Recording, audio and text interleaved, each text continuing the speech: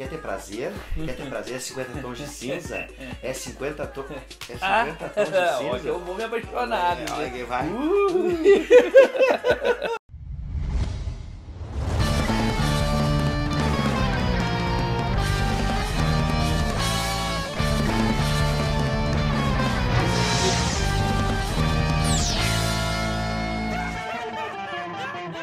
Olá, seja muito bem-vindo, seu taradinho de plantão que gosta de tomar um tapinha não dói.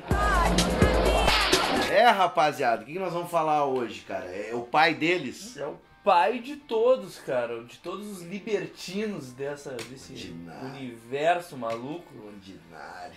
Tá aí ele, né? O nosso amigo Marquês de Sade, também conhecido como Donatien Afonso François de Sade.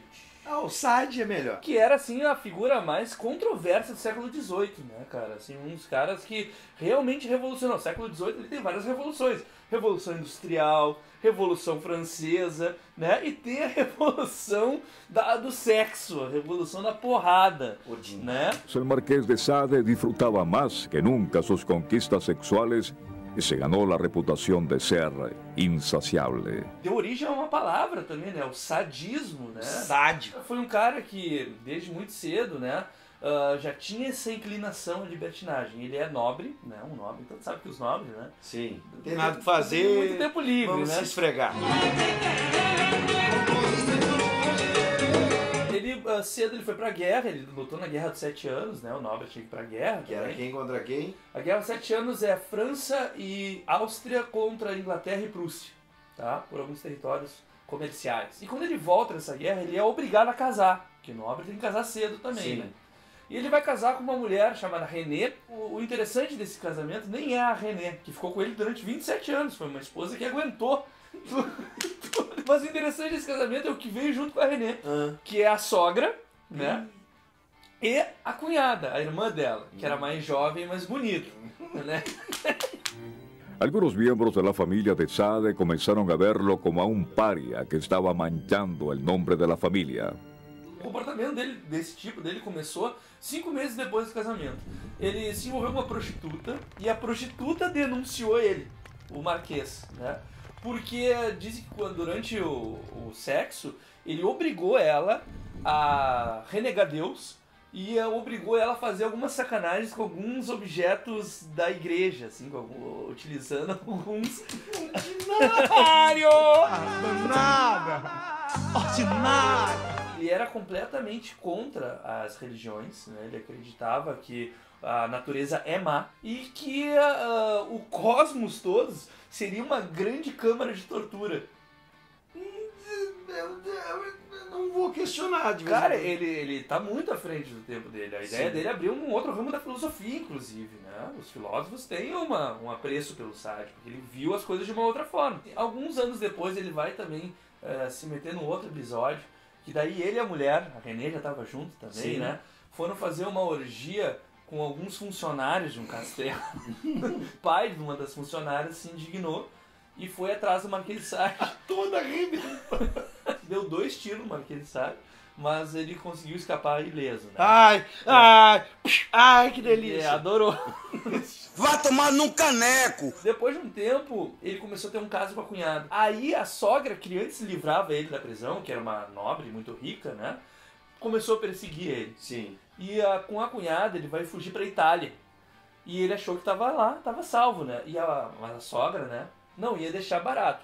Foi atrás do rei da Sardenha, o rei Emanuel III, e pediu pro rei para prender o Marquês de qualquer forma, mesmo sem ele ter feito qualquer coisa, né? O Gemário vai gostar também. Adorou, né? E ele ficou primeiro preso na Itália por um tempo, e depois ele foi transferido para Bastilha. Sim. Inclusive, na época, aconteceu a Revolução Francesa, ele estava na Na queda da Bastilha. Aham.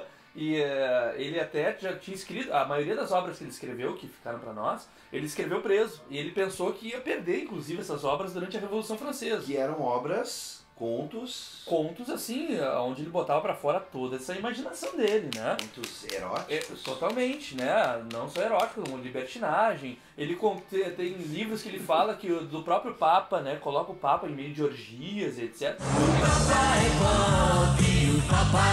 Os dois personagens mais famosos deles são duas mulheres, é a Justine e a Juliette. Nesse livro aqui, que eu quero mostrar pra vocês, é uma história em quadrinhos de um autor francês também chamado Guy de Crépeau, que ele refaz toda a história delas, né, através dos quadrinhos, que é muito interessante, que é muito legal. Ó, vai a massa, a bundinha bem redondinha. Né? Proibido para menores de 18 anos. Ó, seu moleque transante, sai fora. Então, assim, ele escreveu esses livros e tantos revolucionários da Revolução, quanto que veio depois, que é o Napoleão, eram contra ele. E ele sempre passou preso todo esse tempo, sempre dá um jeito de encarcerar ele, tá? Ele vai terminar a vida num hospício, num manicômio, né?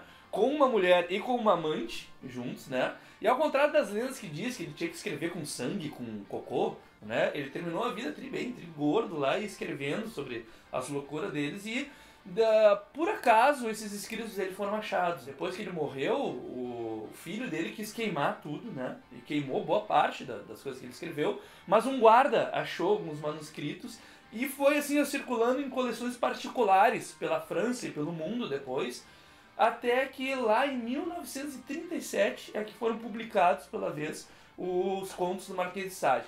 Na França, eles só foram ser permitidos a partir de 1957. Nossa. Pra tu ter uma ideia. Quase 200 anos depois de que foram escritos, pra tu ver como é transgressor. Ele influenciou inclusive um filme que eu recomendo de coração pra vocês, né, verem em casa, que se chama... o nome do livro do Marquês é 120 Dias de Sodoma, né? E o nome do filme é Saló, 120 Dias de Sodoma.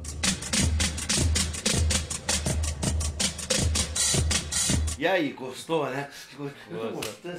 Você gostou, né, seu transante? Tanto gosta quem bate quanto quem recebe. Dá-lhe uma, dá-lhe. Então, melhor ainda vai ser se você der um tapinha lá no nosso Facebook, dá uma curtida e ajuda a gente a continuar esses depravados, sem vergonha, tarados, ordinário!